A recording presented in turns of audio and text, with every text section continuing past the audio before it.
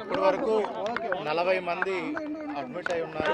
40 మందిలో 6 చనిపోయారు, 2 స్విమ్స్ లో చనిపోయారు, 4 రియా హాస్పిటల్లో చనిపోయారు. 6 చనిపోయిన వాళ్ళు 5 మహిళలు, 1 మేల్.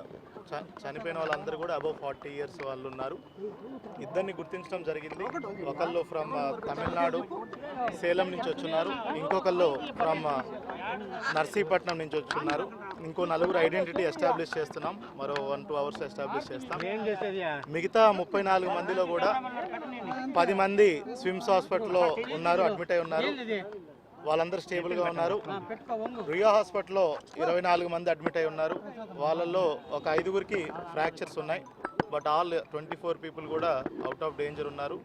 అంతా వైద్యం అంతా కూడా emergency medicine, all specialist doctors అందరూ కూడా వెంటనే రెస్పాండ్ అయ్యి ఇక్కడే ఉండడం జరిగింది. సో వీళ్ళందరినీ కూడా ఇప్పుడు మానిటరింగ్లో ఉన్నారు. దే విల్ బి అంటే మానిటర్ చేసుకొని as of now they are out of danger. Analyse చేస్తున్నామండి, వీళ్ళ అప్డేట్ చేస్తాం. అంటే ఎన్ని చోట్ల జరిగింది సార్ సంఘటన? ఒకే చోట అండి, బైరాగిపట్టణ MGM స్కూల్ దగ్గర జరిగింది. అది ఈవో గారు చెప్పినట్టు సడన్గా గేట్ ఓపెన్ చేసినప్పుడు, ఒక పోలీస్ ఆఫీసర్ గేట్ ఓపెన్ చేసినప్పుడు ఒకళ్ళు బాగాలేనప్పుడు గేట్ ఓపెన్ చేశారు.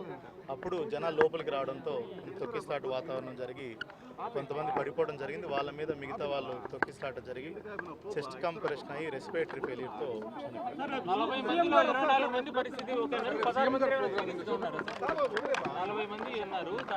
40 మందిలో 24 మంది ఇక్కడ ఉన్నారు, 10 మంది స్విమ్స్లో ఉన్నారు. అక్కడ వాళ్ళు కూడా స్టేబుల్గా ఉన్నారు.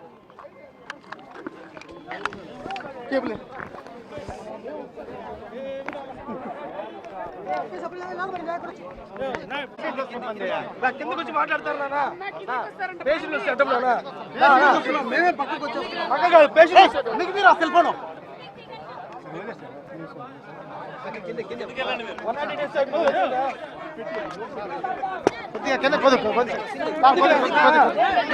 జాగ్రత్త జాగ్రత్త జాగ్రత్త.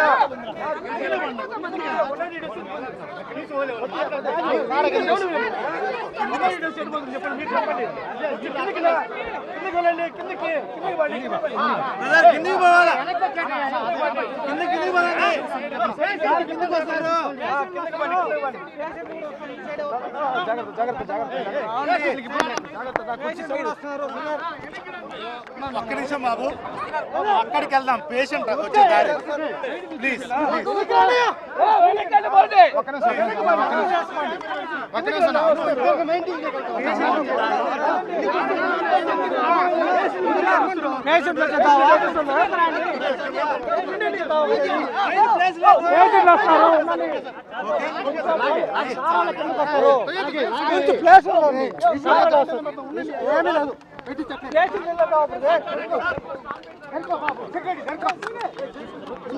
ముందుకు రా. ఒక్క నిమిషం బాబు. ఓకే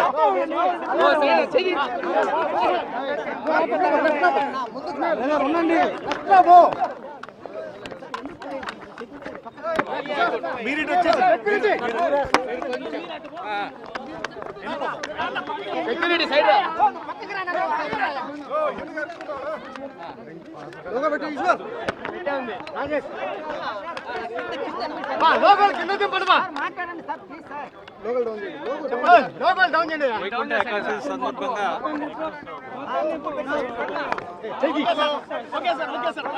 వైకుంఠ ఏకాదశి సందర్భంగా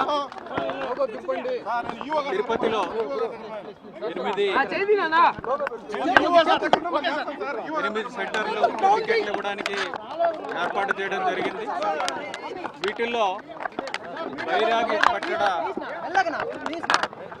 కేంద్రంలోని అక్కడ ఒక హోల్డింగ్ పాయింట్ లో సుమారుగా 2,000 మంది భక్తులు వేచి ఉన్నారు. పొద్దున వాళ్ళందరూ వెళ్ళడానికి వేచి ఉన్నారు. అక్కడ డిఎస్పీ